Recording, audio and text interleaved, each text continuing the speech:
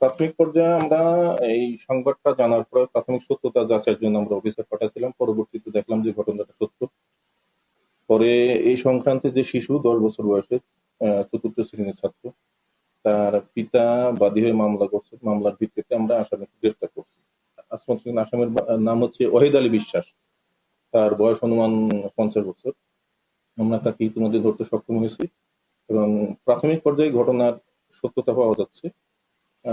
তদন্ত এবং মেডিকেলের উপর ভিত্তি করে পূর্ণাঙ্গ এটা তথ্য পাওয়া যাবে।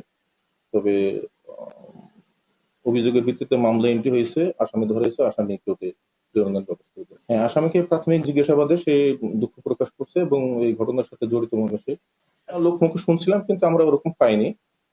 আমরা মূলত অভিযোগও প্রথমে পাইছিলাম না। আমরা এই সংবাদটা পাওয়ার পর প্রাথমিক সত্যতা যাচাইয়ের জন্য আমরা অফিসার পাঠাইছিলাম। অফিসার পাঠানোর পরে ঘটনার সত্যতার সাপেক্ষে তারপরে আসামিটাকে গ্রেপ্তার করা হয়েছে।